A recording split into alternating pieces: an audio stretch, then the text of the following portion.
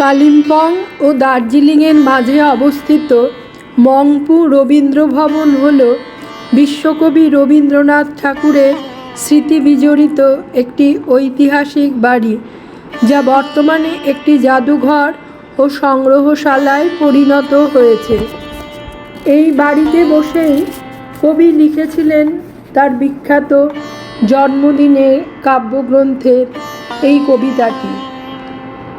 আমি পৃথিবীর কবি, যেথা তার যত উঠে ধ্বনি, আমার বাঁশির সুরে সারা তার জাগিবে তখনই, এই তো আনন্দ। 1938 থেকে 1940 সালের মধ্যে কবি এখানে 4 বার এসেছিলেন এবং মৈত্রেয়ী দেবীর আতিথ্যে থেকে জন্মদিনের মতো বহু বিখ্যাত রচনা সৃষ্টি করেছিলেন।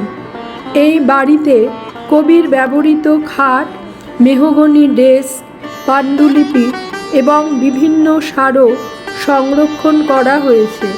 হিমালয়ের কোলে প্রায় 3700 ফুট উচ্চতায় অবস্থিত এই বাড়িটি কালিম্পং বা শিলিগুড়ি থেকে গাড়িতে সহজেই মংপু রবীন্দ্র ভবনে পৌঁছে যাওয়া যায়।